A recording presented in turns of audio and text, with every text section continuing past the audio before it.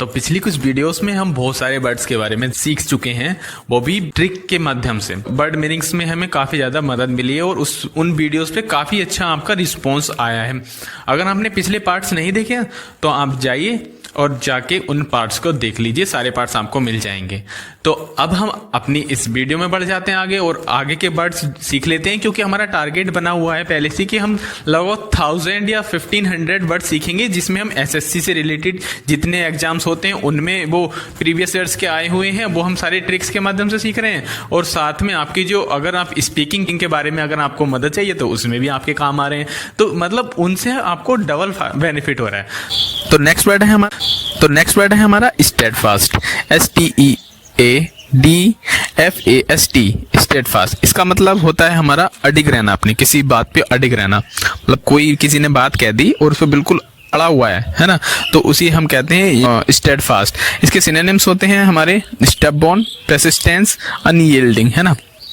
अब इसे याद कैसे करेंगे? याद करने की ट्रिक भी बहुत अच्छी है इसकी। अब इसमें STEAD को अलग कर लो और FAST को अलग कर लो। तो स्टेड मतलब स्टडी और FAST फास्ट, है ना, स्टडी फास्ट। एक इंसान ने क्या बोला कि यार इससे ज्यादा अच्छे नंबर लेकर आने हैं मुझे, तो जब वो इससे अच्छे ज्यादा नंबर की उसने बहस लगा ली, तो उसने बिल्कुल शर्त लगा ली कि यार तुझसे ज्यादा अच्छे नंबर लाऊंगा। तो उसने क्या करा, स्टडी फास्ट करनी शुरू कर दी अपनी। तो उसने क्या करा, अपनी बात पे अडिग हो गया वो कि भाई क्या करना है उसे नंबर अच्छे लाने हैं, सबसे ज्यादा नंबर लाने हैं उसे। तो वो इस बात पे अडिग हो गया, तो इसलिए उसने क्या करा, स्टडी फास्ट, यानी कि स्टेड फास्ट, है ना। तो इसी से हम याद रख सकते हैं स्टेड फास्ट मतलब अडिग या किसी बात की जिद करना, जिद्दी हो जाना किसी बात पे। नेक्स्ट वर्ड है हमारा रिपेल, REPEAL। इसका मतलब होता है हमारा रद्द करना या किसी बात का खंडन करना, ठीक है। सिनोनिम्स अगर देखें इसके तो कैंसिल, एनुअल, एवोलिश, क्वैश और न्यूलीफाई, है ना, इसके ये होते हैं। लेकिन सिनोनिम्स अभी हम इतना ज्यादा ध्यान नहीं देना, हम तो वर्ड मीनिंग्स ही याद रख रहे हैं और सिनोनिम्स हमारे आराम से याद हो ही जाएंगे आगे। लेकिन हम फिलहाल अभी वर्ड मीनिंग पे फोकस कर रहे हैं। तो इसे क्या करेंगे, RE को अलग कर लो और PEAL को अलग कर लो, है ना। तो इसका मतलब होता है हमारा दोबारा। री का मतलब होता है हमारा दोबारा, है ना। और अपील मतलब ले आओ, अपील थोड़ा सिमिलर साउंड करा है ना, पील अपील, यानी कि किसी ने दोबारा अपील करी, मतलब कि कोर्ट में गया और उसने दोबारा अपील कर दी। री माने दोबारा, अपील माने अपील।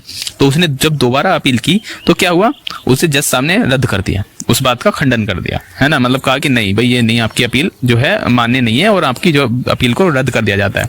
तो यहाँ पर क्या हुआ, उसने दोबारा अपील करी, रीपील, है ना, और उसकी अपील को खंडन कर दिया, यानी कि उसे रद्द कर दिया। तो इसी से हम याद रख सकते हैं रिपील मतलब खंडन करना या रद्द करना। नेक्स्ट वर्ड है हमारा caption, CAPTION, caption. Caption mean होता है हमारा शीर्षक या हेडिंग, है ना। इसे हम कर लेते हैं। अगर सिनोनिम्स की बात करें तो हमारा टाइटल या चैप्टर हेडिंग जो होती है ये इसके हमारे सिनोनिम्स होते हैं। लेकिन इसे याद कैसे रखेंगे, इसे याद रखने का तरीका भी बहुत अच्छा है। एक बात सुनिए, जैसे कोई टीम है, उस टीम का कोई कैप्टन है, तो वो क्या होता है भाई, वो उस टीम का जो कैप्टन होता है वो उस टीम का मेन ही तो आता है, शीर्षक ही तो होता है। मतलब कि उसी से पता चलता है कि यार ये इसकी टीम है तो भाई टीम भाई ऐसी होगी क्योंकि इसका कैप्टन ही ऐसा है। तो वो उस टीम का मेन होता है या टाइटल होता है ना, जो उसका शीर्षक होता है बिल्कुल मेन।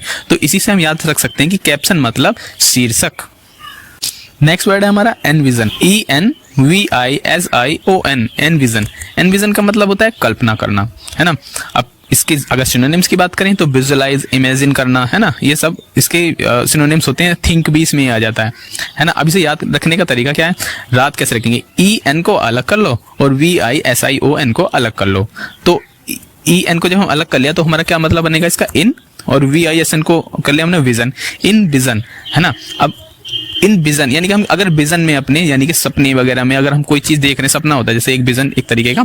तो अगर हम अपने सपने में कोई चीज देख रहे हैं तो हम क्या करेंगे, इन विजन, है ना। अपने विजन में क्या करते हैं भाई, किसी चीज की कल्पना ही तो कर सकते हैं, कोई रियल थोड़ा ही नहीं होता है वो भाई, वो चीज रियल नहीं होती है, वो एक कल्पना ही होती है हमारी, है ना। तो इसी से हम याद रख सकते हैं इन विजन, इन विजन में क्या करते हैं, कल्पना करते हैं। तो इसी से हम याद रख सकते हैं इन विजन मीन्स कल्पना करना।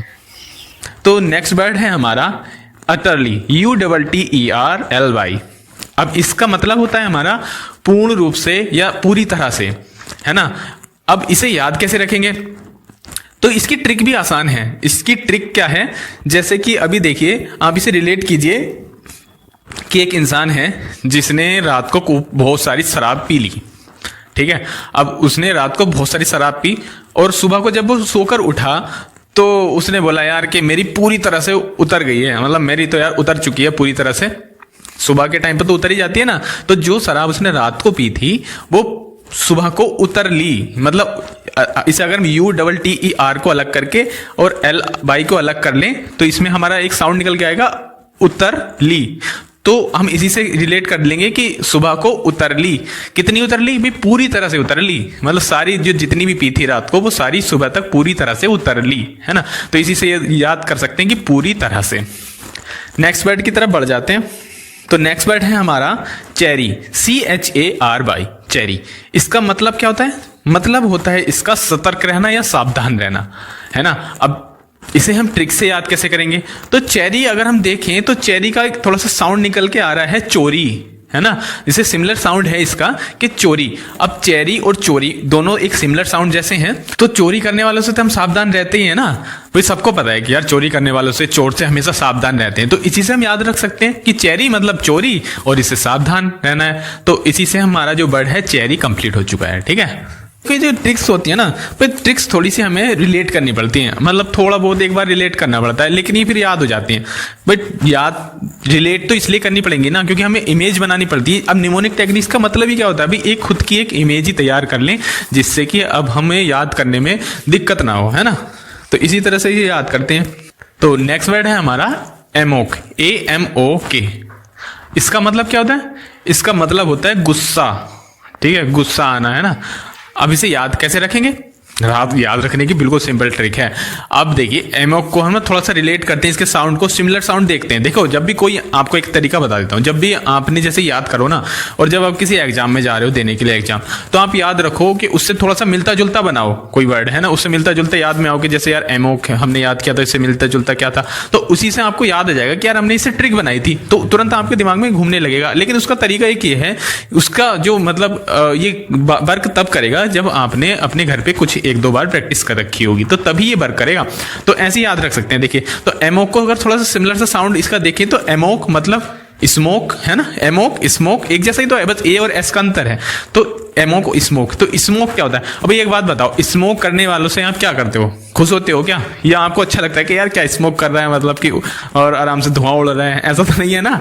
तो उससे क्या होता है, उस लोग उसे देख के ना गुस्सा आता है। तो इसी से याद रख सकते हैं एमोक मतलब स्मोक, और स्मोक करने वाले से हमें गुस्सा आता है, स्मोक करने वालों पर, तो स्मोक से गुस्सा आता है। इसी से याद रख सकते हैं गुस्सा। एमोक मीन्स गुस्सा। द नेक्स्ट वर्ड इज अर्टल। अब इसकी स्पेलिंग थोड़ी सी आपको देखना पड़ेगा। देखो इसमें अगर इसकी प्रोनाउंसिएशन की बात करें ना, तो इसका प्रोनाउंसिएशन अर्टल निकल के आ रहा है, लेकिन इसे अर्टल लिखा नहीं जाएगा। इसकी स्पेलिंग क्या होगी? इसलिए मैं आपको हर वर्ड की स्पेलिंग बताता हूं। तो स्पेलिंग इसकी होती है CHORTLE। चोर्टल कहना जाएगा, लेकिन चोर्टल नहीं, इसका ऑर्टल होता है मीन्स। अब इसका मतलब क्या होता है? खुशी की मुस्कान आना। जैसे खुशी में आपको मुस्कान होती है ना, तो वो इसका मतलब होता है। लेकिन इसका मतलब हम रिलेट कैसे करेंगे, भी ट्रिक कैसे बनाएंगे? तो देखो हमें प्रोनाउंसिएशन पे अभी ध्यान नहीं देना है, हमें क्या करना है, CHOR, है ना। CHOR को अलग कर दो और TLE को अलग कर दो, तो हमारे क्या बनेगा इससे? चोर टली, यानी चोरी टली, है ना। हम इसे यहां से करेंगे चोरी, TLE को करेंगे टली, यानी चोरी टल गई। अब एक बात बताओ, अगर चोरी आपकी टल गई, जैसे कोई चोरी होने वाली थी आपके घर में और वो टल गई, है ना, वहां पे चोरी नहीं हुई, तो क्या होगा भाई? सब लोग खुश हो जाएंगे ना, अरे यार बच गए भाई, कि यार अगर चोरी हो जाती तो ऐसा हो जाता। तो चोरी आपकी घर में होने से चोरी टल चुकी है, तो भाई सब लोग खुशी तो होंगे। तो इसी से याद रख सकते हैं ऑर्टल मीन्स खुशी की मुस्कान। तो अगर आपको वीडियो अच्छी लग रही है ना, तो लाइक जरूर कर लो, क्योंकि ऐसी वीडियोस आती रहती हैं। आप देख सकते हैं और भी काफ़ी सारी वीडियोस ऐसी हैं जो इसी के जैसी हैं और उन पे आपका काफ़ी अच्छा रिस्पॉन्स है। तो आप इस चैनल को भी सब्सक्राइब कर लो। इसके बाद जो हमारा वर्ड है इंडोलेंट, INDOLENT, इंडोलेंट कह सकते हैं या इंडोलेंट कह सकते हैं ना। अब देखो प्रोनाउंसिएशन आपके अलग अलग हो सकते हैं, क्योंकि यार देखो हर जगह ना हम सब लोग क्या करते हैं, हर एक वर्ड को अपने अपने तरीके से प्रोनाउंसिएशन करते हैं उसका। तो इसीलिए ये प्रोनाउंसिएशन मैं आप पे छोड़ देता हूँ, आपको जैसे करना है। लेकिन मैंने इसका सीधा सा बता दिया है कि इंडोलेंट कहते हैं इसे, लेकिन इंडोलेंट भी कह सकते हैं, है ना। तो इसका मतलब क्या होता है? इसका मतलब होता है लेजी या सुस्त इंसान, तो उसे इंडोलेंट कह देते हैं। अब इसे याद कैसे करेंगे? तो याद करने का बिल्कुल सिंपल तरीका है। इसे याद करने का तरीका ये है, IN को आप अलग कर दो, इन, और DOLE इन्हें कर दो अलग, इंडोले है ना, इंडोले है ना, इसका मतलब क्या निकल गया है, इंडोले। अब याद कैसे रखेंगे, अब देखो मैं बताता हूँ ट्रिक आपको कैसे बनानी है। इंडोले यानी कि आपका कोई दोस्त है ना, उसके बहुत अच्छे डोले वोले, डोले तो मतलब समझते हो ना, यानी बॉडी उसकी बहुत बढ़िया है, बाइसेप्स वगैरह बहुत बढ़िया, मतलब डोले वोले बना रखे कहते हैं ना, आपने सुना ही होगा। तो उसके डोले काफी अच्छे हैं है ना, इन डोले। लेकिन वो क्या करता है यार, शांति से चुपचाप पड़ा रहता है, मतलब ना तो उसमें कोई स्फूर्ति है ना ही कुछ है उसमें, हमेशा लेजी की तरह पड़ा रहता है। तो भाई एक बात बताओ, इन डोलों का क्या फायदा है ना, ऐसे कहेंगे ना कि यार इन डोले का क्या फायदा, तू हर समय तो पड़ा रहता है ना, हर समय तो सुस्त पड़े रहता है। तो इसी से हम याद रख सकते हैं कि इंडोलेंट या इंडोलेंट मतलब लेजी, यानी कि इन डोलों का फायदा क्या है, अगर आप इंसान अगर लेजी पड़ा हुआ है तो क्या फायदा उसका, तो इसी से याद रख सकते हैं इंडोलेंट मीन्स लेजी है ना। The next word is lucrative, इसकी स्पेलिंग होती है LUCRATIVE है ना, इसकी स्पेलिंग ये होती है, इसका मतलब होता है हमारा फायदेमंद है ना, फायदेमंद इसका मतलब होता है, लुक्रेटिव मीन्स फायदेमंद। इसे याद कैसे करेंगे, याद करने का तरीका ये है इसका कि इसे LUC को अलग करो आप और RAT को अलग करो है ना, तो इसका हमारा एक साउंड निकल के आएगा लुक रेट है ना, यानी कि रेट को देखो है ना, ऐसे करके आया। तो अब इसमें देखो, इसे थोड़ा सा रिलेट करो कि आप कुछ सामान खरीदने गए और आपने क्या करा, जल्दी जल्दी में ऐसे सामान खरीद के ले आए, कोई भी सामान आप जल्दी जल्दी में खरीद के ले आए, तो क्या होगा, उस पर रेट तो कुछ और डला हुआ था और आपने ना वो महंगा खरीद लिया।